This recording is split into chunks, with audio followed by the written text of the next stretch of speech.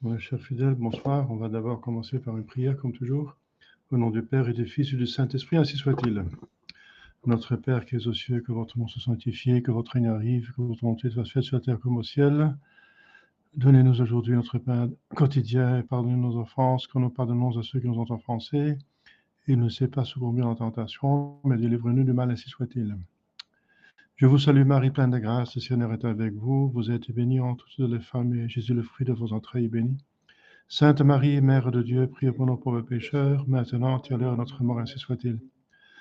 Nos saints anges gardiens, veillez sur nous. Nos saints patrons, priez pour nous. Saint Joseph, priez pour nous. Saint Ambroise, priez pour nous. Au nom du Père et du Fils et du Saint-Esprit, ainsi soit-il. Voilà, chers fidèles, c'est par hasard, soi-disant, parce que pour le bon Dieu, il n'y a pas de hasard, que nous sommes arrivés à la...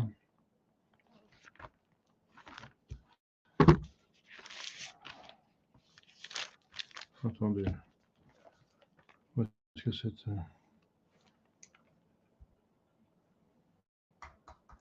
au rôle de la Sainte Vierge Marie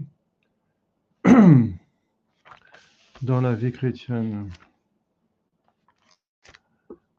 C'est le numéro 155 dans Tanqueray. Ben, ça tombe bien, je veux dire, parce que nous sommes la veille d'une grande fête d'Immaculée Conception de la Sainte Vierge Marie. Le rôle de Marie dans la vie chrétienne, parce qu'on avait vu le rôle de Jésus dans la vie chrétienne, qui est naturellement fondamental, et ensuite de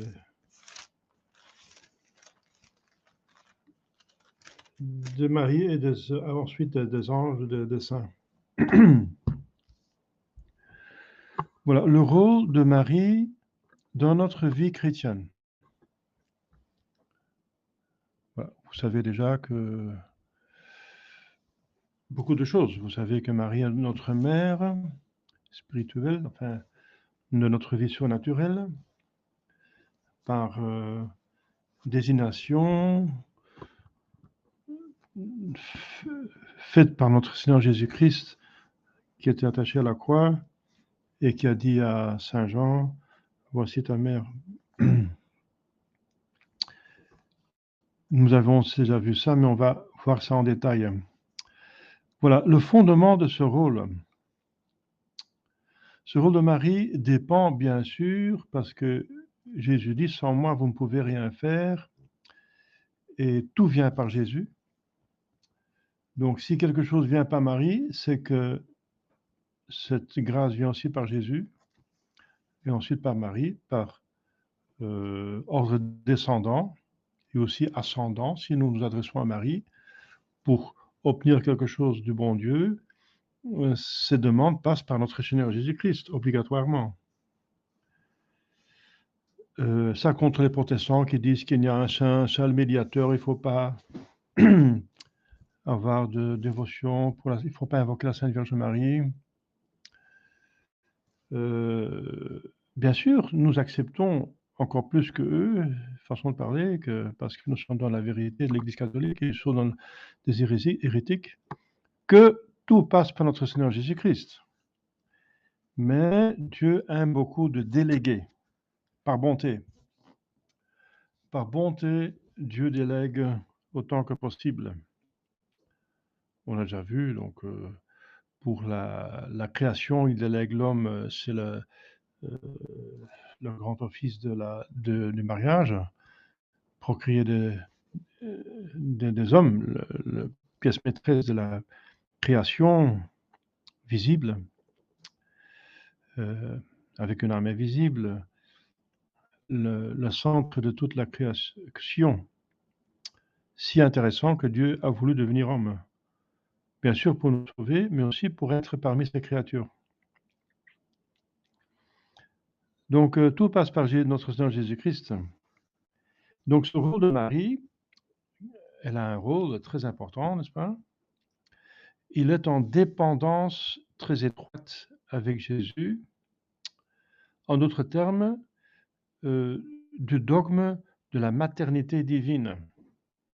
Parce que c'est ça le fondement de son lien avec Jésus, c'est sa maternité.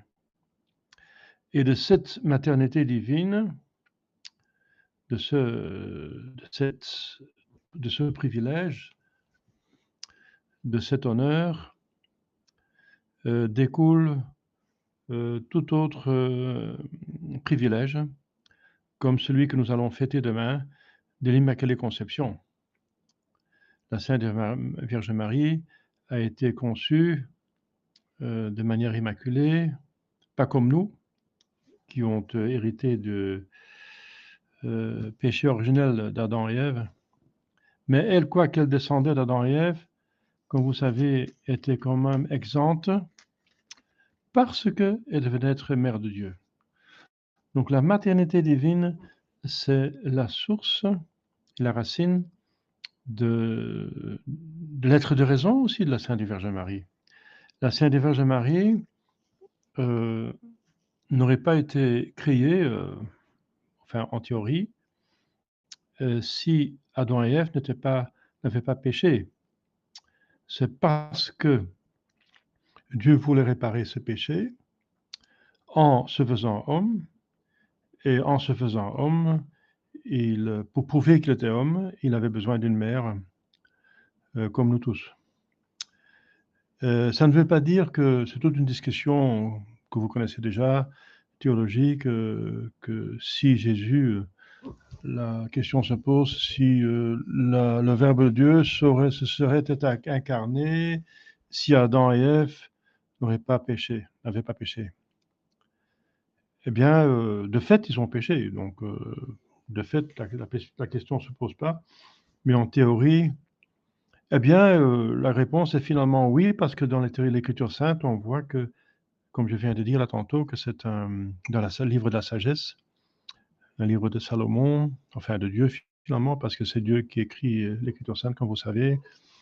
Mais l'écrivain sacré Salomon, le roi Salomon, que c'est un plaisir pour la sagesse divine, la sagesse incréée, donc le Verbe, donc Dieu, enfin, de se trouver parmi ces créatures. Donc, ce texte-là, surtout, et d'autres textes, montrent que Dieu se serait quand même incarné par amour de sa création. Mais pratiquement, il s'est incarné pour, donc les circonstances pratiques sont pour nous sauver. Et c'est ce qu'on dit dans le credo, qui propter nostram salutem, descendit de celis, qui pour notre salut, pour cela, s'est incarné. Propter nostram salutem est descendu des cieux. Alors, donc on revient au dogme de la maternité divine, qui a pour corollaire sa dignité et son rôle de mère des hommes. Justement, on va l'expliquer. Marie étant mère de Jésus-Christ, elle est totalement mère de Jésus-Christ. Et puis notre Seigneur Jésus-Christ est tête de son corps mystique. Une mère n'est pas seulement mère de la tête d'un enfant, mais de tout le corps.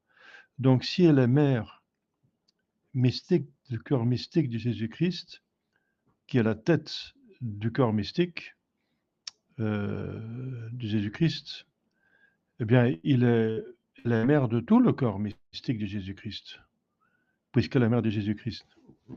Donc, elle est mère de tout le corps, donc aussi de nous qui sont baptisés, qui appartenons au corps de l'Église et par notre état de grâce à l'âme de l'Église. Le rôle de mère des hommes. Enfin, des hommes, ici c'est des hommes, ça veut dire tous les hommes, oui.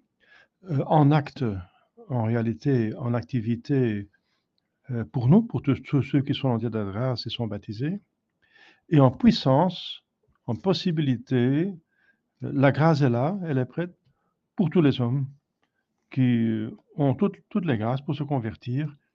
Et justement, cette grâce de conversion aussi est donnée par Marie, parce qu'on va voir, vous savez déjà, et on va voir aussi, confirmer, que toutes les grâces passent par Marie. Donc aussi la grâce de conversion. Donc avant que les gens appartiennent à l'Église catholique et qui sont encore pas baptisés, qui n'ont même pas de désir de baptême, Marie a déjà agi déjà comme une mère en essayant de les convertir. Comme Dieu essaie de les convertir, mais toute grâce de Jésus-Christ passe par Marie. Voilà. Donc dans ce sens, elle est mère de tous les hommes, en acte réellement de nous, mais en puissance, elle essaie d'être mère et les invite, n'est-ce pas, en puissance de tous les autres hommes qui ne sont pas encore membres du corps mystique. Donc elle est doublement mère. Mère physique de notre Seigneur Jésus-Christ, physiquement, l'homme, Jésus-Christ, et aussi mère de corps mystique. On va voir tout de suite. Donc on va voir ce que Tancré en dit. Donc premier point, c'est au jour de l'incarnation que Marie devient mère de Jésus. Ça, on commémore liturgiquement le 25 mars l'incarnation à l'invitation de l'ange Gabriel. La mère d'un fils Dieu, un fils Dieu, le fils de Dieu, donc la mère de Dieu. Parce qu'elle elle est mère de cet homme, de cette personne, de cet homme. Eh bien, mais cette personne n'est pas une personne humaine, c'est une personne divine. Donc cet homme est une personne divine et elle est mère de cette personne humaine, enfin, je veux dire, qui a une nature humaine dans ce sens. Elle a une nature humaine, mais pas une personnalité humaine. Et c'est pour ça qu'elle est quand même, strictement parlant, la mère de Dieu, la personne de Dieu, dans son humanité, mais bien sûr, n'est pas mère de la nature divine de Dieu. Donc ça, c'est évident qu'elle n'a pas engendré Dieu, n'est-ce pas, comme le Père engendre le Fils. Ça pas, donc pas la nature divine, mais de la personne divine, oui. Donc Dieu, la personne divine est Dieu, donc elle est mère de Dieu, donc tout simplement. Ça, c'était décrété par le concile d'Éphèse, à l'occasion de l'hérésie d'Arius, qui niait la divinité de notre Seigneur Jésus-Christ. La mère d'un fils, fils Dieu, la mère de Dieu. Or, si nous tenons compte du dialogue entre l'ange, donc Gabriel, et la Vierge, Marie est mère de Jésus, non pas seulement en tant que celui-ci est une personne privée, mais en tant qu'il est sauveur et rédempteur. Voilà. Donc, elle va être, pas seulement être là pour son être, pour lui donner un être humain. La preuve d'un être humain, c'est qu'il vient d'une mère humaine, mais aussi pour son action, pas seulement pour son essai, mais pour son agir, pas seulement pour son être, mais pour son agir. Pourquoi vient-il? Pour sauver et acheter, sauver l'humanité. Il est venu sur terre pour nous sauver. Et Marie est là aussi pour l'aider là-dedans. Et là, vous connaissez déjà par les sermons que j'ai faits, etc. Pourquoi? Eh bien, parce que Dieu, dans sa justice, il pratique le parallélisme, donc ou le principe de récirculation. C'est par là qu'on a péché, c'est par là qu'on est puni. C'est par là qu'on a fait du bien, c'est par là qu'on est aussi récompensé. Donc, c'est par un homme et une femme que l'humanité est tombée dans le péché originel et s'est éloignée de Dieu, c'est par un homme et une femme qu'ils vont être sauvés. Voilà. Donc ça c'est la profonde raison pourquoi Marie est là pour Jésus. Donc pour lui donner l'humanité, de nature humaine, c'est Dieu qui donne cette humanité, mais il veut se servir d'une vraie femme, n'est-ce pas? Il aurait pu créer comme ça l'homme, Jésus-Christ bien sûr, mais il veut toujours suivre le plus possible la voie normale. Et la voie normale pour tout homme, c'est devenir d'une mère. C'est déjà extraordinaire, pas normal, façon de parler, qu'il n'a pas de père humain. Ça suffit déjà. Donc, et ça prouve qu'il est finalement très spécial, qu'il est fils de Dieu, fait homme. Mais il fallait quand même au minimum une mère pour montrer qu'il avait une nature humaine. L'ange ne parle pas seulement des grandeurs personnelles de Jésus dans le texte de l'Évangile. C'est le Sauveur, c'est le Messie attendu pendant 4000 ans à partir d'Adam. La chute d'Adam, Dieu a promis un Sauveur. C'est le roi éternel de l'humanité régénérée, parce qu'il faut bien une tête de l'humanité. Pour une société, nous sommes une famille, une société, la famille de Dieu, la famille. Donc il faut bien dans une famille, dans une société, une tête. Et il est la tête visible. En tout cas, maintenant pas, mais sur terre il était visible et dans l'éternité il sera visible puisqu'il a un corps. Il va revenir visiblement à la fin des temps. Donc c'est le roi éternel parce que c'est pour toujours, n'est-ce pas? Le ciel est pour toujours. Et c'est ça son royaume finalement. Le but de son agir, c'est d'amener tout le monde au ciel. Et là, c'est un royaume, mais un royaume très spécial, pas comme nous connaissons ici, où nous ne connaissons plus de royaume parce que c'est partout des républiques et des soi-disant démocraties. Mais un vrai royaume, et alors un royaume extraordinaire d'un roi qui nous connaît personnellement et qui nous aime, qui a donné sa vie pour chacun de nous. Donc ça n'existe pas ailleurs. Le roi éternel de l'humanité régénérée, parce que cette humanité, les hommes qui vont pas l'accepter vont ne pas être là. Ils vont être ailleurs, dans une autre planète. Façon de parler, c'est pas forcément notre planète, mais alors si c'est la Terre, c'est au profond de la Terre, c'est l'enfer.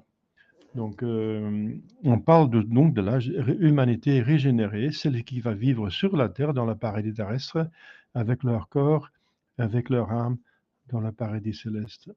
Le paradis céleste, Jérusalem céleste qui va descendre sur la terre, comme dit l'Apocalypse. C'est le roi éternel de l'humanité régénérée dont on propose à Marie de devenir la mère. Voilà.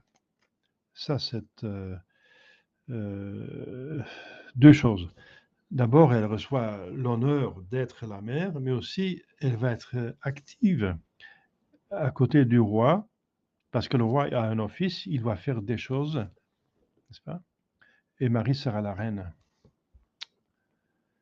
Toute l'œuvre rédemptrice est suspendue au fiat de Marie. Ça veut dire, le fiat, en latin, ça veut dire que ça soit fait. Parce qu'elle répond à l'ange, qu'il me soit fait selon votre volonté. Donc elle est d'accord de devenir mère de Dieu, parce que bien sûr, il convient que elle approuve toutes les relations entre les hommes et Dieu, autres que la création. Et la création est encore faite avec l'approbation de nos parents, n'est-ce pas?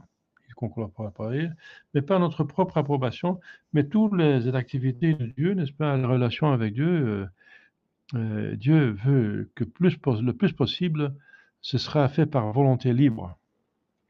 Parce que justement, les relations sont des relations d'amitié, et l'amitié est libre ou elle n'existe pas. Une amitié forcée, ça n'existe pas, c'est pas une amitié. Hein. Donc toute l'œuvre rédemptrice est suspendue au fiat de Marie. Parce que, bon, bien sûr, elle a dit oui, parce que elle est sainte, elle fait toujours la volonté de Dieu, mais elle avait en théorie la possibilité de dire non, puisque sa volonté est libre.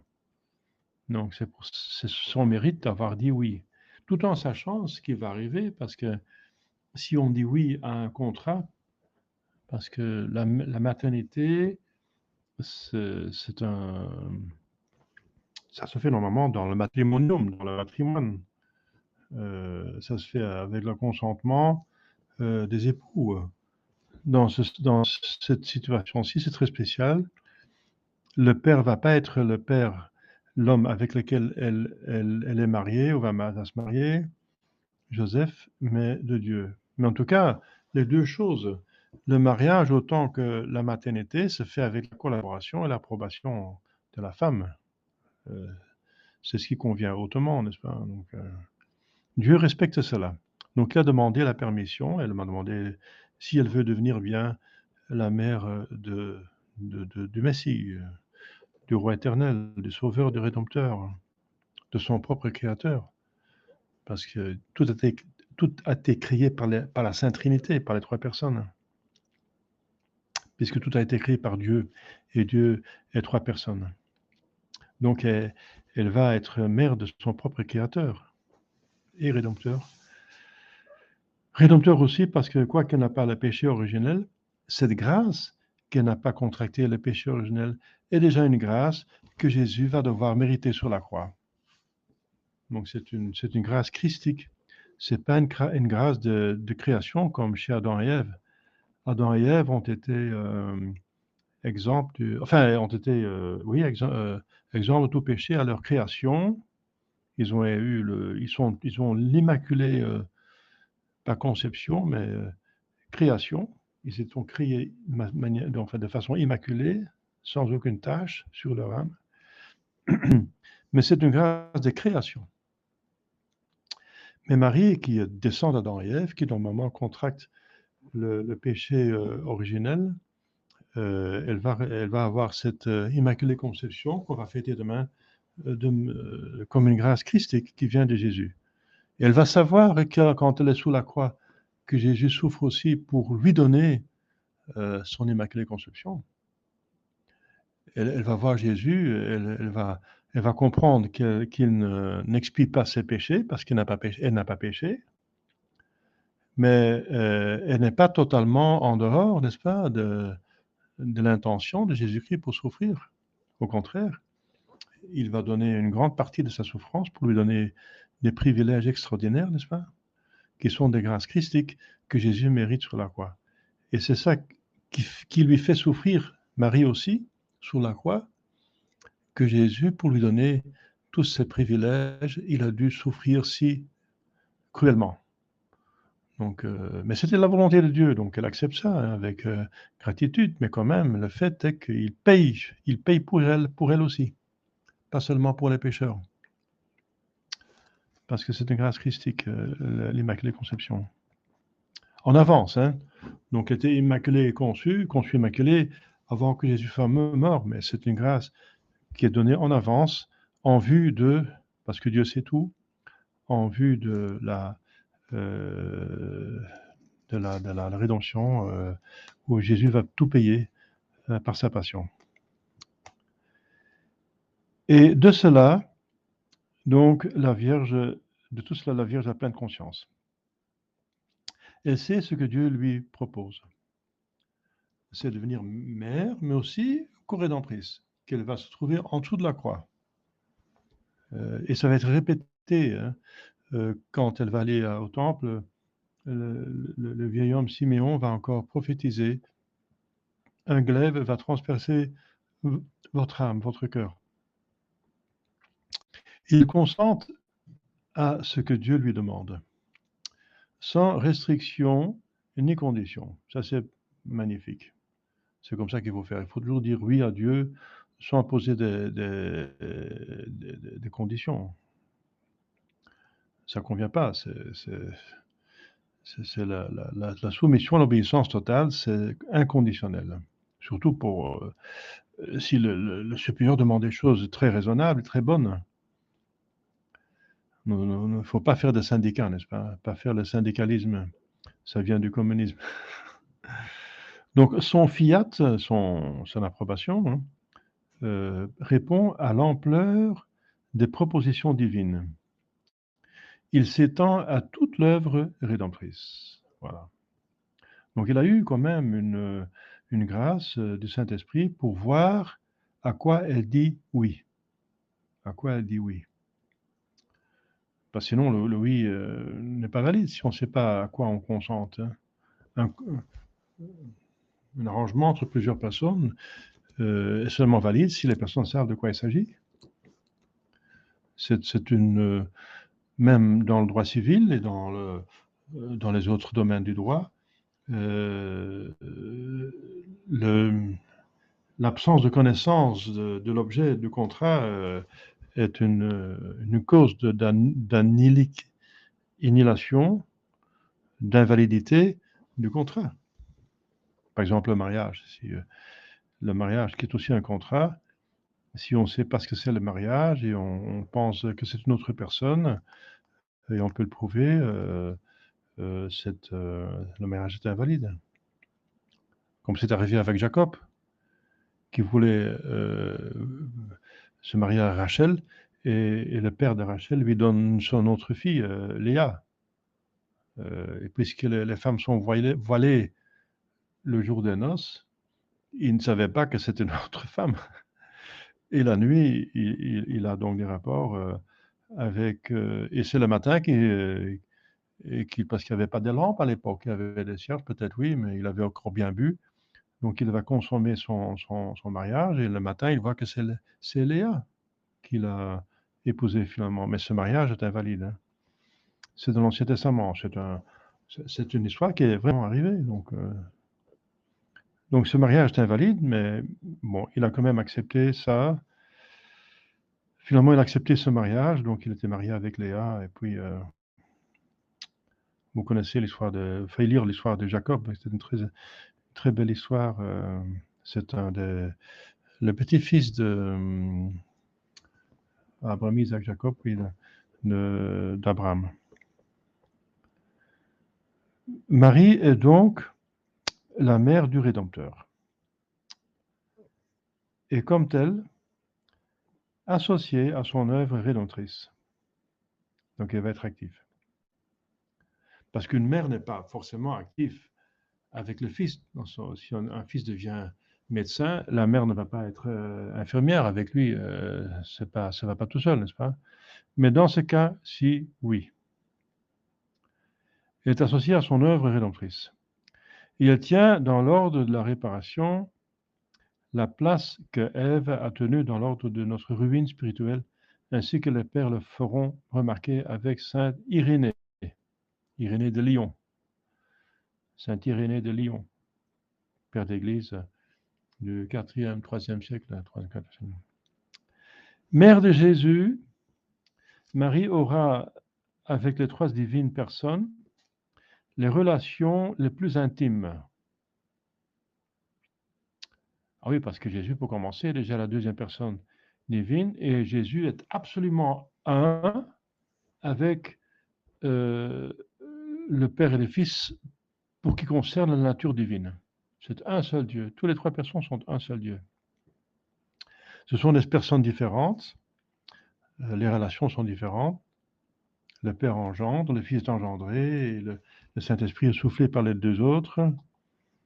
Donc les relations sont différentes, mais dans leur être naturel, dans l'être, ils ont une seule divinité. Donc si Marie a une relation très intime, parce qu'elle est mère, n'est-ce pas, de Dieu le Fils, c'est évident qu'elle a aussi une relation très étroite avec les deux autres personnes de la Sainte Trinité. Donc elle sera la fille bien-aimée du Père, sa plus belle création. Après le corps et l'âme de notre Seigneur Jésus-Christ, Marie est la plus belle création du Père, parce que la création est attribuée au Père. et son associé dans l'œuvre de l'incarnation, parce que c'est le Père qui décide d'envoyer son Fils. Le Père envoie son Fils. Donc, le Fils a un Père en tant que Dieu, et il a une mère en tant qu'homme. Donc, le Père et mère, normalement, ils ont une relation étroite. Donc, elle est son associée dans l'œuvre de l'incarnation. Par l'incarnation, elle devient mère de quelqu'un qui a déjà un père. Voilà. La mère du Fils, ayant droit à son respect, à son amour, et même sur terre à son obéissance, donc ça c'est la relation avec Dieu le Fils, c'est évident que c'est très très très étroit, c'est au maximum, et devenant par la part qu'elle aura à ces mystères, par secondaire, mais réelle, Jésus ayant la part primaire, mais réelle, sa collaboratrice, donc de Jésus, dans l'œuvre du salut des hommes et de leur sanctification. Donc, une relation très très étroite avec Dieu le Fils. Il va habiter 9 mois dans son sein en tant qu'homme. C'est inimaginable. Inimaginable. Elle adore Dieu dans son sein, forcément, parce qu'elle sait qu'il est Dieu. C'est d'une délicatesse, d'une finesse, d'une spiritualité extraordinaire, n'est-ce pas? Elle est aussi, par rapport au Saint-Esprit, n'est-ce pas, le temple vivant, le sanctuaire privilégié. Elle est pleine de grâce, donc aussi pleine de dons de Saint-Esprit. Pleine, ça veut dire au maximum. On ne peut pas ajouter encore quelque chose de plus, n'est-ce pas? Pleine de grâce. Donc, sanctuaire privilégié du Saint-Esprit, et dans un sens analogique, son épouse, en ce sens qu'avec lui et en dépendance de lui, il a travaillé à enfanter des âmes à Dieu. Parce que par l'Église, Dieu veut atteindre tous les hommes qui deviennent enfants de Dieu. Et l'Église est animée par le Saint-Esprit. Et puisque la Sainte Vierge Marie est médiatrice de toutes les grâces de conversion, n'est-ce pas? Elle va donc, avec le Saint-Esprit, essayer de devenir, d'acquérir des enfants. Voilà. Dans ce sens, elle est son épouse mystique, n'est-ce pas? Dans la rédemption, dans la vie de l'Église, elle a été épouse mystique du Saint-Esprit, par les mérites de notre Seigneur Jésus-Christ, bien sûr, et par ses propres mérites aussi, parce qu'elle a mérité aussi au-dessous de la croix, avec Jésus. Hein. Ça, il faut encore le dire aussi. Donc, elle a mérité. Quand elle devient mère, c'est pas seulement mère de notre vie spirituelle comme ça, parce que Jésus lui a donné cet office, mais aussi parce qu'elle a souffert et mérité pour notre rédemption, avec Jésus. Voilà. Donc, ça, c'est un premier point. Deuxième point, ici, c'est donc dans le temps carré, c'est aussi au jour de l'incarnation, donc il y a 2023 ans, un 25 mars, que Marie devient, comme on vient de dire là tantôt, la mère des hommes, dès le début. Parce que tout est là-dedans en racine déjà, en noyau, n'est-ce pas? Elle va venir plus explicitement en dessous de la croix, mais elle est déjà, par le fait qu'elle devient mère à l'incarnation, n'est-ce pas, de la tête, comme je viens de dire, du corps mystique, elle est aussi, bien sûr, mère de tout le corps. On n'est pas mère de la tête seulement d'un enfant. Donc elle devient mère des hommes au moment de l'incarnation. Jésus, nous l'avons dit, est le chef de l'humanité régénérée, comme Adam est le chef de l'humanité créée. Et parce que le chef a perdu ses dons préternaturels et surnaturels, que sa descendance n'a pas pu hériter, n'est-ce pas? Mais il y a un nouveau chef qui va tout restaurer. le chef de l'humanité régénérée. La tête donc d'un corps mystique, un corps dans le sens d'une corporation, l'Église est une corporation, un corps mystique parce que c'est surnaturel, c'est une religion, n'est-ce pas? Dont nous sommes les membres par le baptême.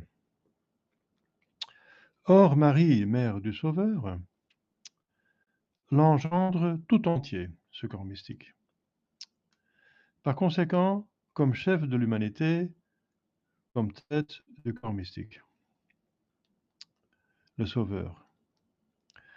Elle engendre le Sauveur physiquement, totalement, donc, mais il est toujours en puissance lors de son incarnation, parce que ça va se développer au fur et à mesure, quand il va constituer l'Église dans sa vie publique. Une fois que l'Église est là, bien sûr, le corps mystique est là. Mais au début, l'Église n'est pas encore fondée, mais il est déjà le chef, n'est-ce pas, qui va l'organiser, ce corps mystique. Elle engendre donc aussi ses membres, tous ceux qui sont incorporés à lui, par le baptême, par la foi en Jésus-Christ, en acceptant ses commandements, en se faisant baptiser, on était incorporés à lui. Tous les régénérés ou ceux qui sont appelés à le devenir, donc en puissance comme j'ai dit là tantôt. Ainsi, en devenant la mère de Jésus selon la chair, elle devient en même temps la mère de ses membres selon l'esprit surnaturel. La Sainte du Calvaire ne fera que confirmer cette vérité. Au moment même où notre rédemption va être complétée par la mort du Sauveur, celui-ci dit à Marie comme un testament, en lui montrant Saint Jean, c'est le seul apôtre qui se trouve encore chez lui, sous la croix, et en lui, il représente tout le reste de l'Église et l'Église à l'avenir. En lui et tous ses disciples présents ou futurs, Jésus dit à sa mère, voici ton fils. Et à Saint Jean, voici ta mère. C'était déclaré, d'après une tradition qui remonte jusqu'à Origène, un des premiers pères d'Église, que tous les régénérés étaient les enfants spirituels de Marie. Donc l'Église a cru ça dès le début. C'est de ce double titre de mère de Dieu et de mère des hommes que découle le rôle de Marie de notre vie spirituelle. Donc Marie est cause méritoire de la grâce, on va voir maintenant. Elle a mérité avec Jésus. Nous avons vu en effet que Jésus est la cause méritoire principale, et au sens propre de toutes les grâces que nous recevons. C'est celui qui a mérité en tant qu'homme, il a pu souffrir, et en tant que Dieu, personne divine, il avait des mérites infinis pour pouvoir racheter tous ces péchés mortels qui ont une valeur négative infinie. Donc il fallait une valeur positive infinie pour contrebalancer cette valeur infinie des péchés mortels, qui ont une valeur infinie parce qu'ils ont lésé une majesté divine infinie. Donc c'est Jésus au sens propre, au sens strict, qui est la cause méritoire de toutes les grâces que nous recevons après la chute. Mais Marie, son associée dans l'œuvre de notre sanctification, a mérité secondairement et seulement de congruo, on dit donc en latin, par convenance, ça convient, par convenance, donc pas par dignité, de condigno, comme Jésus-Christ, par sa dignité divine, mais par convenance, Elle a mérité pas de convenance parce que Dieu lui a donné ça, n'est-ce pas, lui a cédé cela. D'un mérite de convenance, toutes ces mêmes grâces. Elle a mérité toutes ces mêmes grâces. Toutes les grâces que Jésus-Christ a méritées, elle les mérite secondairement. Elle ne les a méritées que secondairement, c'est-à-dire en dépendance de son Fils. Sans moi, vous ne pouvez rien faire. Mais Marie ne peut rien faire sans Jésus. Donc si elle a mérité, c'est par Jésus. Et parce que celui-ci lui a conféré le pouvoir de mériter pour nous. Elle les a méritées d'abord au jour de l'incarnation, en disant ce oui. On mérite déjà si on dit oui et on sait ce que ça va donner. On accepte déjà d'être la mère de Dieu et co-redemptrice. Elle sait qu'elle va souffrir. Elle accepte déjà ses souffrances, donc c'est déjà méritoire. Car l'incarnation, c'est la rédemption commencée, et coopérer à l'incarnation, c'est donc coopérer à la rédemption, aux grâces qui en seront le fruit, et par conséquent à notre salut et notre sanctification. Parce que Jésus a déjà, certainement, certaines façons de parler, déjà commencé à souffrir dès le premier instant de son incarnation, puisqu'il descend en tant que Dieu, il descend, il devient homme, qui est la forme de l'esclave, n'est-ce pas, une créature, une pauvre créature pécamineuse. Et ensuite, il va s'enfermer, n'est-ce pas, dans le sein d'une femme, une vierge, n'est-ce pas? Son âme va être totalement conscient, parce qu'elle a la science infuse, puisqu'elle est unie à sa divinité. Pas comme nous. Nous sommes, en tant que fœtus, nous avons une âme, mais pas conscient. Mais lui, il était conscient, donc il a souffert parce qu'il n'a pas l'usage d'aucun sens. Il ne pouvait pas bouger son corps. Donc il était comme aveugle, muet, sourd, pas paralysé. Il avait un corps qu'il ne pouvait pas utiliser encore pendant 9 mois. Donc il a commencé à souffrir, n'est-ce pas, déjà dès le premier instant. Donc mérité. Il n'a pas seulement souffert les derniers jours et dernières heures, c'est surtout les derniers jours et dernières heures. Mais il a mérité toute sa vie, tout effort qu'il a fait est méritoire. Et tout effort, c'est l'effort fait par une personne divine, dans son humanité, mais une personne divine. Donc tout effort avait une valeur infinie. Infinie. Donc,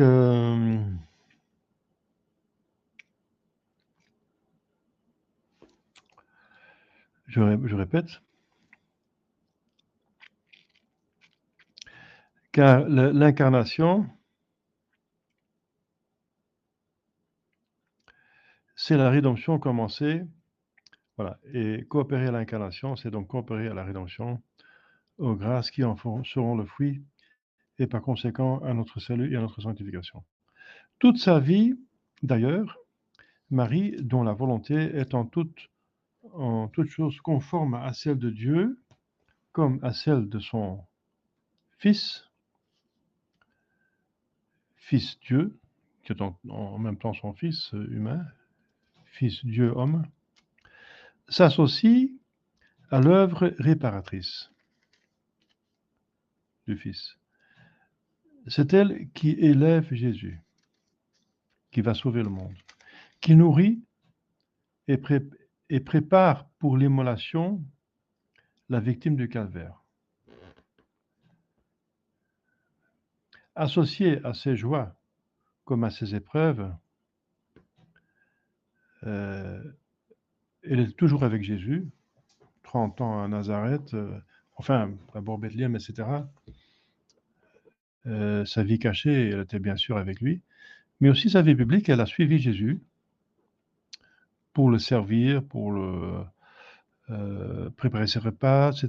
Donc, avec les autres saintes femmes qui le suivaient. Jusqu'à ce qu'elle va être en dessous de sa croix, elle va le suivre lors du portement, lors de sa passion. Et jusqu'à son ascension.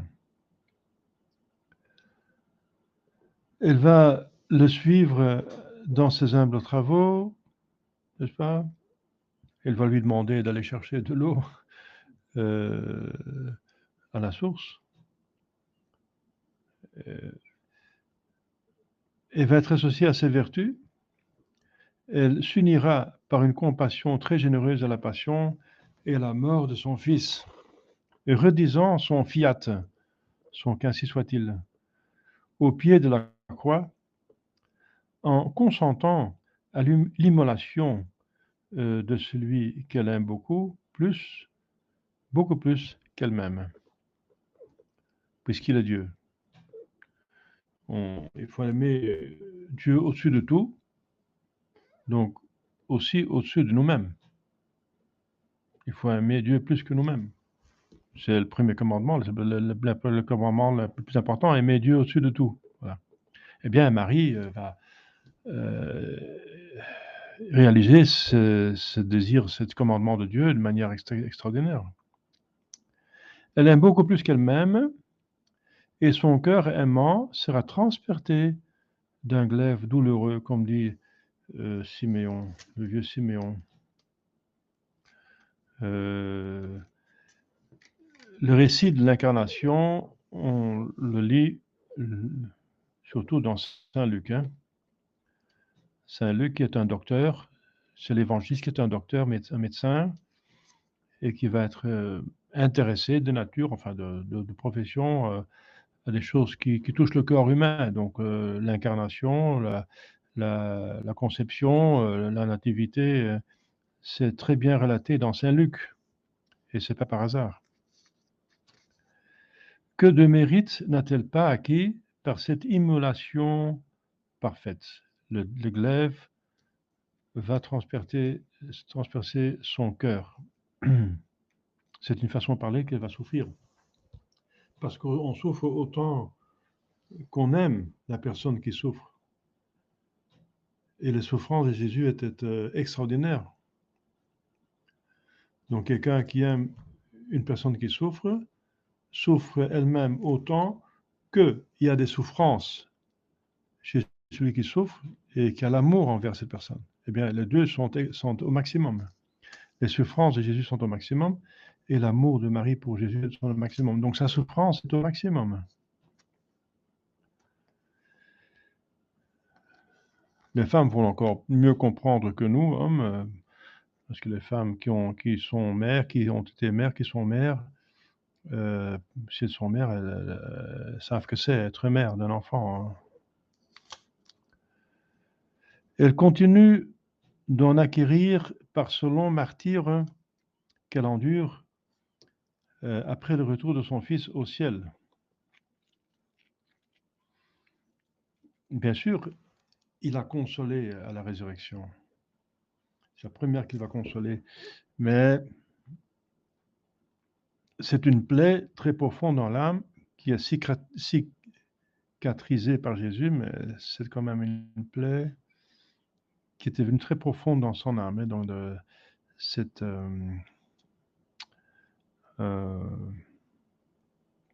ça veut dire, donc, elle va être consolée par Jésus, parce que si Dieu fait quelque chose, il le fait bien, elle est bien consolée, mais elle ne va jamais oublier.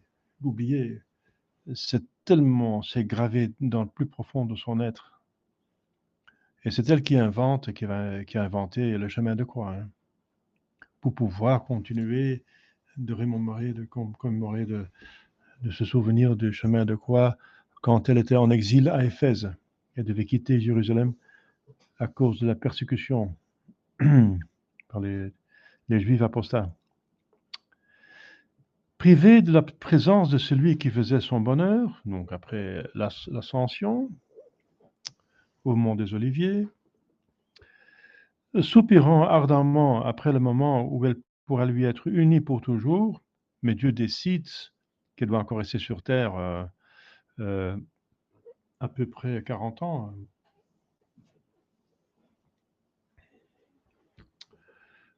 Oui, quelque chose comme ça.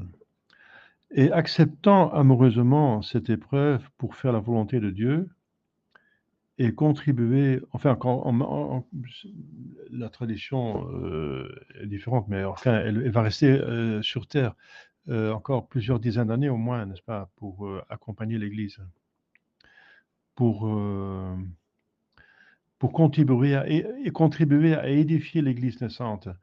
Elle va vivre avec un apôtre, Saint Jean, n'est-ce pas, qui va écrire le plus bel, le plus haut, le plus mystique des évangiles. Il y a encore trois lettres, 3 épîtres, n'est-ce pas? Et l'Apocalypse. Donc il y a de Saint Jean, il me semble, 5 livres de l'Écriture sainte. L'Évangile, les 3 lettres, les 3 épîtres de Saint Jean, et, qui se trouvent après celle de Saint Paul, n'est-ce pas? Il y a l'épître de Saint Paul, ensuite de Saint Jacques, de Saint Jude, de Saint Pierre, et 3 de Saint Jean. Et ensuite l'Apocalypse, comme vous savez, c'est décrit par Saint Jean. Elle accumule pour nous d'innombrables mérites sur terre encore. Elle continue à faire des bonnes œuvres, à mériter. Ces actes sont d'autant plus méritoires qu'ils sont faits avec une pureté d'intention plus parfaite. Magnificat anima mea Dominum. Une ferveur plus intense, accomplissant en son intégrité la volonté de Dieu. Voici la servante du Seigneur, que me soit faite selon votre volonté, votre parole. Et une union plus étroite avec Jésus, source de tout mérite.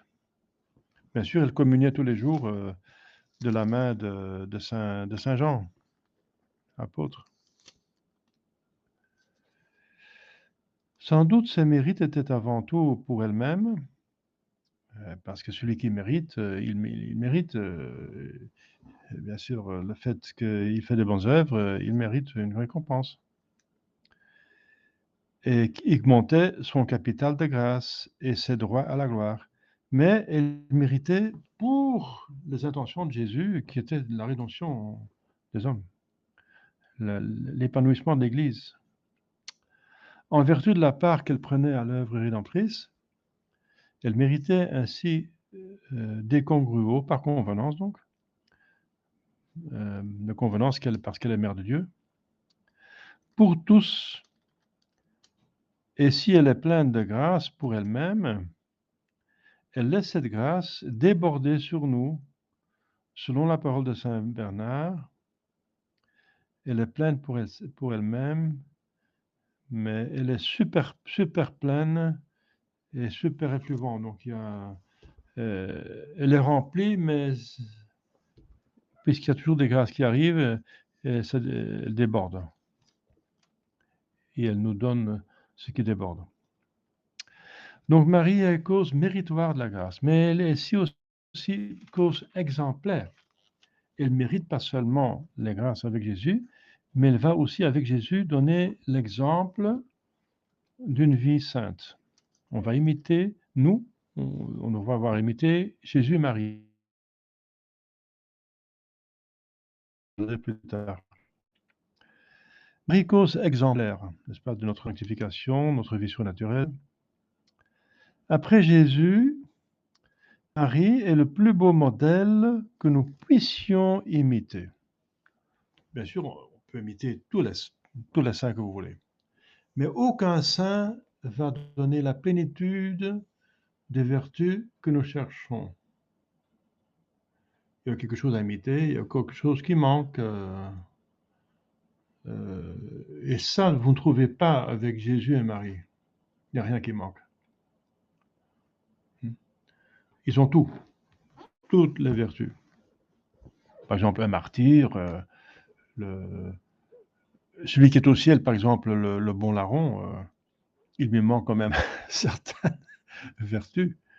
Bien sûr, il a mérité à la fin le ciel, mais comment l'imiter? Mais on l'imite parce qu'il regrette ses péchés et qu'il a confiance en Jésus, etc. mais il n'y a pas beaucoup d'autres choses, n'est-ce pas? Eh bien, vous savez, donc, enfin, c'est un exemple extrême, le bon larron. Mais avec tous les saints, on voit qu'il y a quelque chose de magnifique, aussi quelque chose qui n'est pas là, quoi. Qu'il faut peut-être chercher chez un autre saint qui a ça, mais qui n'a pas ça. Et voilà. Mais c'est Jésus et Marie, on trouve tout. On trouve tout. On trouve tout. Ce sont des modèles parfaits, n'est-ce pas, qui est complet, n'est-ce pas? Le Saint-Esprit, qui en vertu des mérites de son Fils, vivait en elle, en a fait une copie vivante des vertus de ce Fils divin. Jamais elle n'a commis la moindre faute, la moindre résistance à la grâce, et tout ça par amour de Dieu. C'est pas comme une comptable qui va... Non, par amour. Un amour total de Dieu qui lui faisait toujours faire exactement ce que Dieu demandait, parce que l'amour avec un esprit s'exprime en faisant sa volonté.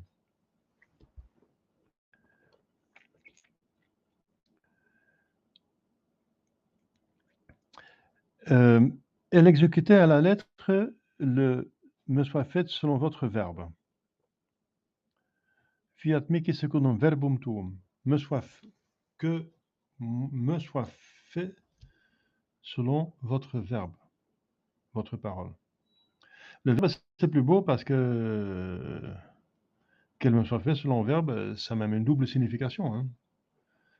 Pas seulement qu'elle veut exécuter le verbe, ça veut dire la volonté exprimée de Dieu, mais qu'elle soit faite selon le verbe, ça veut dire le verbe va venir en elle, littéralement, n'est-ce pas? Et lui sera fait le verbe jusque dans son sein, maternel. Donc, on peut le prendre. C'est pour ça que c'est plus beau de dire fiat mihi secundum verbum tuum, qu'il me soit fait selon votre verbe. Si on traduit qu'il me soit fait selon votre parole, cette connotation de verbe, n'est-ce pas, dans son sein, auquel elle est unie, qu'il est fait à elle, qui s'est fait à elle, qui s'est réalisé en elle, ça perd un petit peu. Donc, c'est très beau, cette expression qui est très profonde. Elle est magnifique. Aussi, les pères de l'Église, en particulier saint Ambroise, dont c'est maintenant la fête aujourd'hui, n'est-ce pas, le 7 décembre, et le pape Saint Libère, la représentent comme le modèle achevé de toutes les vertus. Charitable et prévenante pour toutes les compagnes, toujours prompte à leur rendre service.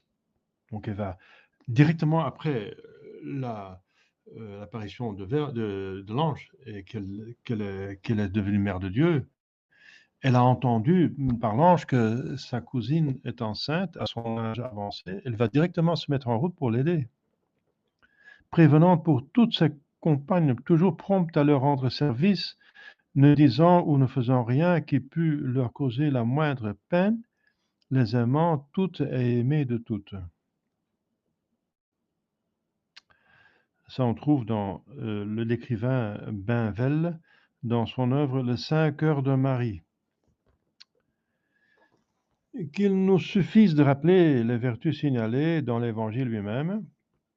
Premièrement, sa foi profonde, qui lui fait croire sans hésitation les choses si merveilleuses que l'ange lui annonce de la part de Dieu. Foi dont la félicite Élisabeth, inspirée par l'Esprit Saint. Heureuse celle qui a cru. Deuxièmement, sa virginité qui apparaît dans sa réponse à l'ange. Comment ça se fera-t-il que je devienne mère de Dieu puisque j'ai fait le vœu de virginité? Je ne connais pas d'homme, n'est-ce pas? Ça veut dire qu'elle était mariée à Saint-Joseph parce que les fiançailles, pour les Juifs, c'était comme le mariage. Et le mariage, ce n'est que de la fête, la célébration du mariage qui existait déjà par les fiançailles. Donc, ce n'est pas comme chez nous. Donc, elle était mariée avec Saint-Joseph, mais elle dit, je ne connais pas d'homme, ça veut dire, je n'ai pas de relation avec des hommes. Parce qu'elle a convenu avec Joseph de ne pas avoir des relations. Qui montre sa ferme volonté de demeurer vierge, même s'il fallait pour cela sacrifier éventuellement la dignité de mère du Messie. Donc sa virginité va se battre avec son humilité. Mais c'est son humilité qui va avoir le dessus parce que si Dieu le veut, voilà, c'est comme ça, il faut se mettre. Mais Dieu veut aussi sa virginité. Il a fait un miracle qu'elle puisse être mère en même temps que vierge. Et là, c'est alors le max, bien sûr. Hein, c'est le maximum. Mais elle pose la question, n'est-ce pas, pour protéger sa virginité. Elle ne met pas en doute la parole de Dieu, mais elle dit comment ça se fera alors concrètement. Hein. Donc, et comme je viens de dire, son humilité, qui éclate par le trouble où la plongent les éloges de l'ange, par sa déclaration d'être toujours la servante du Seigneur, au moment même qu'elle est proclamée mère de Dieu et Regina Universalis, la reine de l'univers, n'est-ce pas? Elle aura après Dieu même, après Jésus, qui est Dieu finalement dans sa personne, elle aura la plus haute place dans l'éternité. Le plus haut, elle sera élevée le plus haut possible. Et elle se dit servante, n'est-ce pas? Par ce Magnificat Anima Mea Dominum, qu'on a appelé l'extase de son humilité. Elle dit, il me regardait à cause de mon humilité, de ma bassesse. Par l'amour qu'elle montre pour la vie cachée, alors qu'en sa qualité de mère de Dieu, elle avait droit à tous les honneurs. On n'a pas vu beaucoup la Sainte Vierge Marie les années qu'elle était sur Terre. Hein. Elle avait une vie très très cachée, très, très simple, très jour à jour, disons, de très normal, rien d'extraordinaire.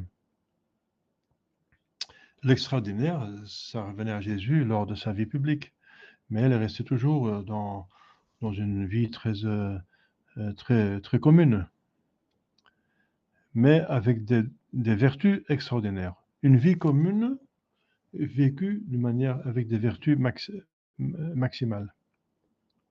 Ensuite, on remarque son recueillement intérieur, qui lui fait recueillir et ruminer silencieusement, méditer tout ce qui se rapporte à son divin Fils.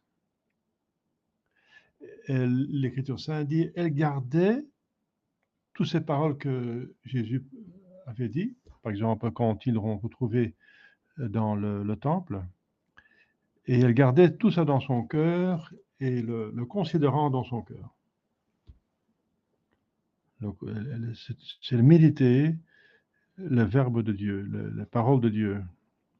C'est pour ça qu'elle va être la patronne de l'ordre du Carmel. L'ordre du Carmel, c'est méditer jour et nuit la loi de Dieu, la parole de Dieu. Eh bien, c'est pour ça que le Carmel est marial, parce que c'est exactement ce que Marie faisait. Cinquième vertu qu'on remarque parmi toutes les vertus qu'elle avait, c'est l'amour pour Dieu et pour les hommes, et qui lui fait accepter généreusement toutes les épreuves d'une longue vie et surtout l'immolation de son Fils au calvaire. Innocent, n'est-ce pas? L'innocence, la sainteté même, une injustice incroyable. L'immolation de son Fils et la longue séparation de ce Fils bien-aimé depuis l'ascension jusqu'au moment de sa mort. Ce modèle si parfait est en même temps plein d'attirance. Marie est une simple créature comme nous, c'est une sœur, comme une mère, que nous sentons portés à imiter, ne fût-ce que pour lui témoigner notre reconnaissance, notre vénération et notre amour. Donc elle est plus à notre portée que, d'une certaine façon, que notre Seigneur Jésus-Christ, qui est toujours Dieu, n'est-ce pas? Il est homme, mais il est toujours Dieu. Et Dieu, nous avons une crainte de Dieu comme pécheurs, on a la tendance de dire comme Saint Pierre, Seigneur, éloignez-vous de moi parce que je suis qu'un pauvre pécheur, n'est-ce pas? Et ça, on a beaucoup mis avec Marie, qui est 100% créature, comme nous. C'est d'ailleurs un modèle facile à imiter, en ce sens du moins que Marie s'est sanctifiée dans la vie commune, comme je viens de dire. La petite voix n'a pas été inventée par Sainte Thérèse de Lisieux, hein, elle a mis en peinture, en évidence, mais c'est la voie que la Sainte Vierge a suivie, hein, la petite voix, la voie de la vie normale, mais avec beaucoup d'amour de Dieu et avec le plus possible les vertus. C'est ça la petite voie, n'est-ce pas? C'est la voie que Marie a suivie sur terre. Sanctifiée dans la vie commune, dans l'accomplissement de ses devoirs de jeune fille et de mère, dans les humbles soins du ménage, dans la vie cachée, dans les joies comme dans les tristesses, dans l'exaltation comme dans les humiliations les plus profondes. Avec Saint Joseph aussi, qui montre aussi, n'est-ce pas, et qui est après Marie, le personnage le plus haut placé, le plus haut exalté par Dieu. Il a sanctifié par la petite voix aussi, hein. Une fille très commune, mais avec le maximum d'amour de Dieu et de vertu. Nous sommes donc avec le plus de mérite, parce que c'est l'amour de Dieu qui mérite. Ce n'est pas l'œuvre en soi. Parce que si je donne, dit saint Paul, mon corps pour être brûlé, et je n'ai pas l'amour, ça ne me sert à rien. Donc c'est l'amour qui compte. Donc des actes extraordinaires avec peu ou pas d'amour ne méritent peu ou rien. Mais par contre, les actes les plus ordinaires, n'est-ce pas, méritent autant qu'il y a d'amour de Dieu dans cet acte. Et avec Marie, c'était au maximum. Nous sommes donc certains d'être dans une voie très sûre quand nous imitons la Sainte Vierge. C'est le meilleur moyen d'imiter Jésus et d'obtenir sa puissante médiation. Et on va s'arrêter ici parce que je parle plus qu'une heure. La fois prochaine, on va voir Marie, médiatrice universelle de grâce. Est-ce qu'il y a des questions? Oui. Né sans péché original. Est né sans, oui. Et vécu toute sa vie saintement. Donc, c'est un grand hérésie de l'antipape François qui a dit que Sainte Marie doit être aussi devenue sainte. Oh oui, oui. Donc Marie était sainte dès le début de sa conception, hein, elle était immaculée. Donc la définition de sainteté, c'est ne pas avoir pas de péché. C'est une des définitions de sainteté, ne pas avoir de péché. Eh bien, elle n'avait pas de péché dès le début de son existence, donc elle était sainte dès le début de l'existence. Et François l'antipape disait que Marie a dû, comme tout le monde, devenir sainte. Saint Augustin est devenu saint. C'est un grand pécheur, il est devenu saint. La plupart des saints étaient d'abord des pécheurs. Il n'y a aucun saint qui n'a jamais péché. Saint Jean le dit, celui qui dit d'être sans péché, c'est un menteur. Donc ils ont tous péché, mais ils sont devenus saints parce qu'ils ont réparé les péchés, ils sont convertis. Après, pendant un long temps de leur vie, ils ont pratiqué une vertu héroïquement, de manière héroïque. C'est ça qui fait la possibilité de le proclamer, de canoniser un saint, c'est que le pape va vérifier s'il a pratiqué une vertu chrétienne, donc de manière héroïque. Non, mais ça peut commencer à un certain moment de leur vie. Hein. Il y a très peu ou pas de saints qui... Joseph, oui, bien sûr. Joseph, il n'a jamais péché dès le début de son existence. Mais il avait le péché originel. Mais le péché originel était lié chez lui. Donc c'est aussi un très beau personnage pour méditer, Saint Joseph. Voilà. Ça va? Il n'y a pas de questions par ici non plus, encore question? Oui, le titre de pour rédemptrice. Oui. C'est utilisé beaucoup par des papes, des papes, mais ce n'est pas un dogme comme l'Assomption ou Non, c'est pas proclamé en dogme. Mais c'est dans toute la tradition. Donc, le titre de co-rédemptrice, c'est pas un dogme.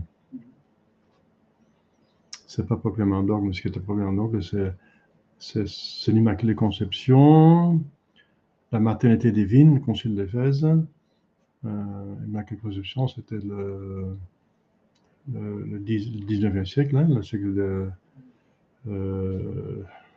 Lourdes, n'est-ce pas, juste avant Lourdes, qui a confirmé. Ensuite,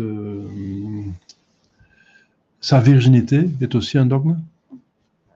C'est proclamé 3 fois comme dogme, n'est-ce pas? 3 fois. Dans le pape et concile. Ensuite, bien sûr, son Assomption, c'est en 1950. Et c'est tout. Donc, le fait, donc, co-rédemptrice, c'est dans la tradition, c'est dit toujours par tout le monde, partout. Donc, dans ce sens, c'est infaillible, mais dans un sens du magistère universel ordinaire, pas extraordinaire. Et aussi, c'est le fait donc de mère de Dieu, la maternité spirituelle, c'est la même chose. C'est dans l'Écriture sainte finalement, mais c'est quand même expliqué, donc c'est de la tradition. Et sa royauté, c'est pas encore un dogme, n'est-ce pas? Mais c'est la même chose. Ce sont des vérités qui sont dans la tradition. Et c'est que la médiatrice de toute grâce, la même chose. C'est pas encore un dogme, mais c'est accepté dans toute l'Église. Il y a même une liturgie, n'est-ce pas? Il y a une liturgie dans le diocèse d'Anvers, par exemple. Il y a la messe de Marie, médiatrice de toutes les grâces. Et l'Église ne peut pas mentir dans sa liturgie. Donc, la liturgie, c'est une source de théologie, de vérité, n'est-ce pas? Mais ce n'est pas un dogme au sens strict. Ce n'est pas proclamé solennellement. Ouais. C'est vrai. Donc, il y a des privilèges de Marie qui sont proclamés en dogme. Il y en a qui sont tout simplement de la tradition, toujours, et qui sont quand même aussi infaillibles parce que l'Église a toujours, partout, même cru et enseigné. Donc les dogmes sont, je répète, l'Immaculée Conception, sa virginité perpétuelle, sa maternité divine et l'Assomption. Voilà, ce sont les 4 dogmes. Il y a des prophéties qui disent qu'il y aura le dogme de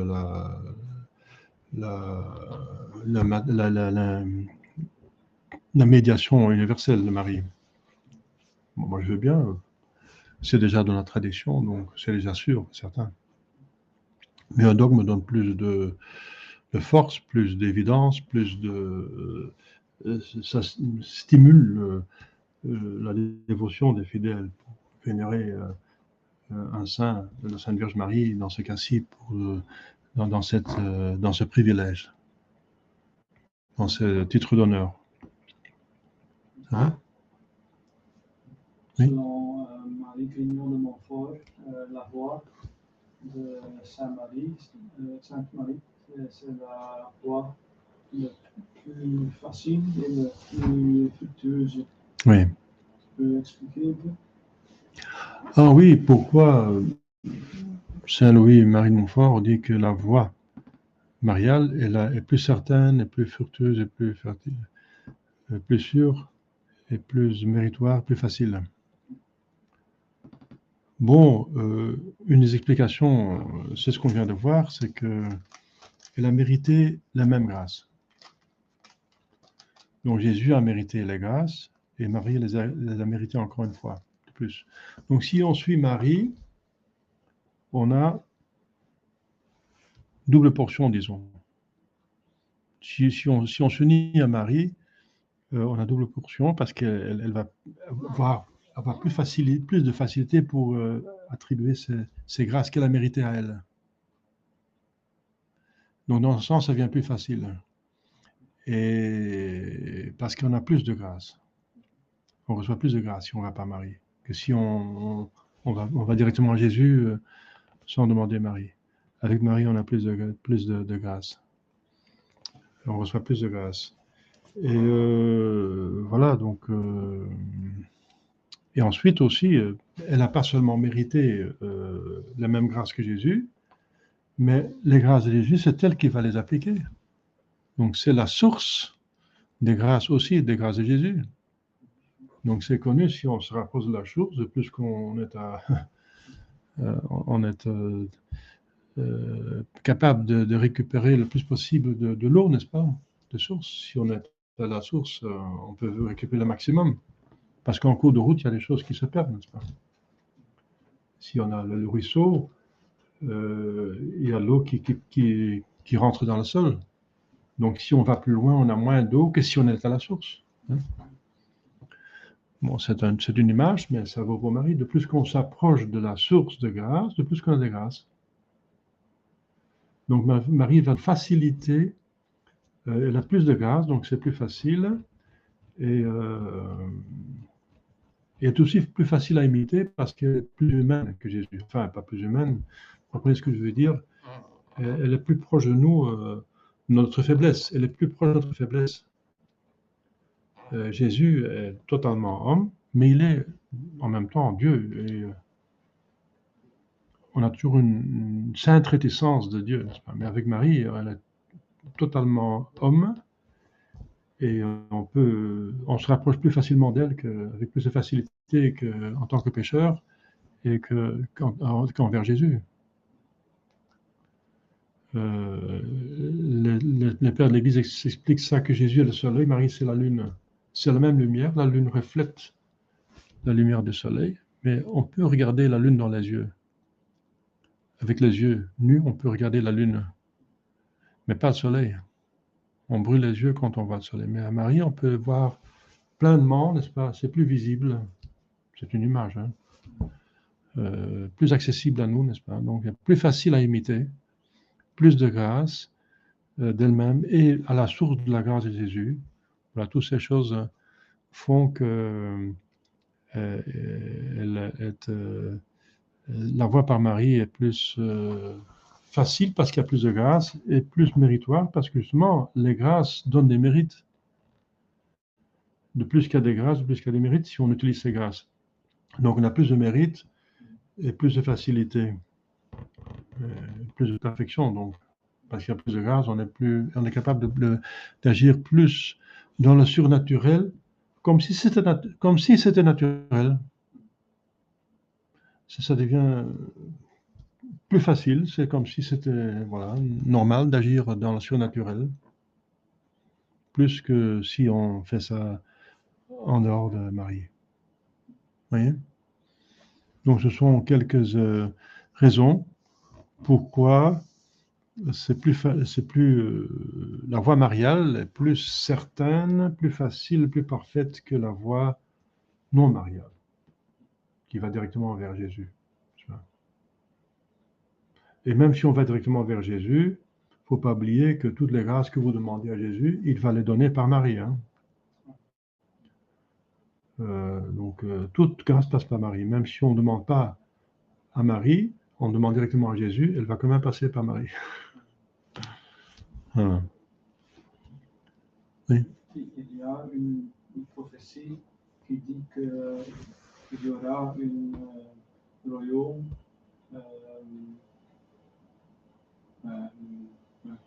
avec l'œuvre de Marie. Une quoi? Une auréole? Dans le futur. Une auréole?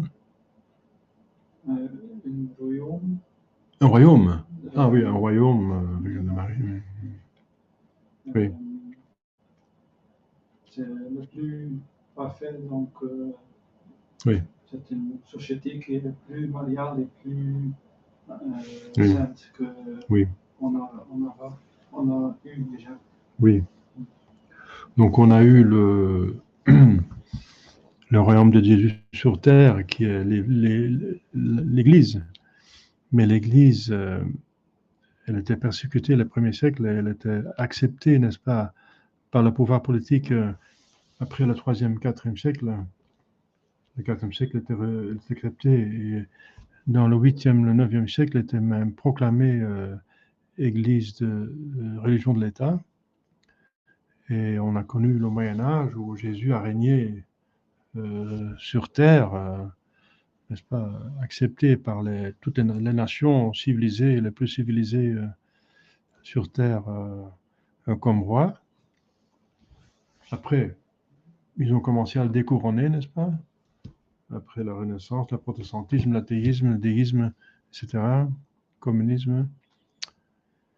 Maintenant même le satanisme, n'est-ce pas? Le mondialisme.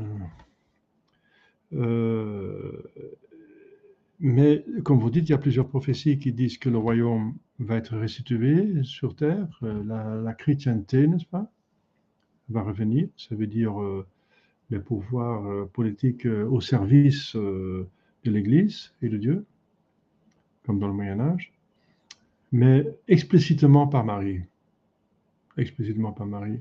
Donc ça va être une chrétienté plus parfaite, plus belle, plus méritoire, voilà. C'est la même chose, bien sûr. Oui. Jésus qui va encore régner sur terre, comme pendant le Moyen-Âge, mais alors plus explicitement par Marie. Oui, il y a plusieurs prophéties qui le disent. C'est parce que c'est pas Marie que ça va être une chrétienté plus splendide, avec plus de force.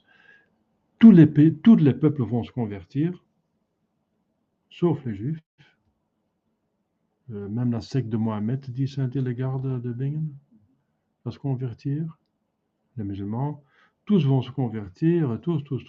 Donc, dans ce sens-là, déjà, c'est extraordinaire que tous les peuples vont se convertir. Tous devront devenir chrétiens, n'est-ce pas, officiellement.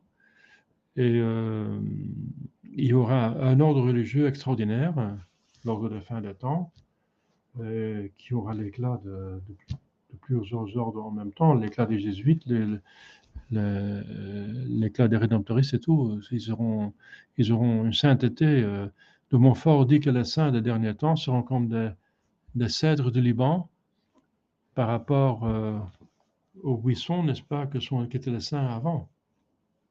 Parce que la difficulté est plus grande, la grâce est plus grande et la grâce est mariale. Il parle que les saints des derniers temps seront comme des cèdres. Ce sont des arbres très, très hauts, n'est-ce pas? Par rapport à des autres saints qui sont comme des arbustes. Donc ça montre cette chrétienté qui va être extraordinaire. On ne peut pas s'imaginer, comme je viens de dire dimanche dernier à un fidèle, il disait on ne peut pas s'imaginer ce royaume sur terre. Je dis oui, mais regardez le Moyen-Âge. Et est-ce qu'il y a 50 ans, si vous étiez là à 50 ans, il y a 20, même 40 ans en arrière, est-ce que vous auriez pu imaginer ce qui se passe maintenant de mal? Non, c'était impensable, n'est-ce pas? Ce qu'on voit maintenant devant nos yeux, le mal qui arrive, on n'aurait pas pu s'imaginer, c'est la réalité. Hein. Eh bien, si le diable peut le faire, le bon Dieu peut le faire davantage. Il peut faire quelque chose de bien de manière extraordinaire. Comme le diable fait maintenant, il sort tout son truc, n'est-ce pas? Il a sorti quelque chose de très mal, qui était prophétisé par la prophétie de Léon XIII, qu'il va détruire l'Église. Il ne peut pas la détruire, mais il va détruire quand même quantitativement la plus grande partie. Hein. Ça, oui, on constate. Mais le bon Dieu est davantage capable de faire du bien que le diable est capable de faire du mal. C'est évident. Hein. Ça va? D'accord? Au nom du Père et du Fils et du Saint-Esprit, ainsi soit-il. Notre Père qui es aux cieux, que votre nom soit sanctifié, que votre règne arrive, que votre volonté soit faite sur la terre comme au ciel. Donnez-nous aujourd'hui notre pain quotidien et pardonnez-nous nos offenses, comme nous pardonnons à ceux qui nous ont offensés. Et ne nous laissez pas succomber à la tentation, mais délivrez-nous du mal, ainsi soit-il. Je vous salue Marie, pleine de grâce, le Seigneur est avec vous. Vous êtes bénie entre toutes les femmes, et Jésus, le fruit de vos entrailles, est béni. Sainte Marie, Mère de Dieu, priez pour nous pauvres pécheurs, maintenant et à l'heure de notre mort, ainsi soit-il. Saint Joseph, priez pour nous, nos saints gardiens, priez sur nous, nos saints patrons, priez pour nous. Saint Ambroise de Milan, priez pour nous. Au nom du Père et du Fils et du Saint-Esprit, ainsi soit-il. Voilà, à la prochaine. sanctifiez bien votre avant, n'est-ce pas, la fête de demain. Ce sera enregistré, l'enregistrement sera mis sur YouTube. Vous pouvez le partager avec des personnes qui pourraient être intéressées. Merci.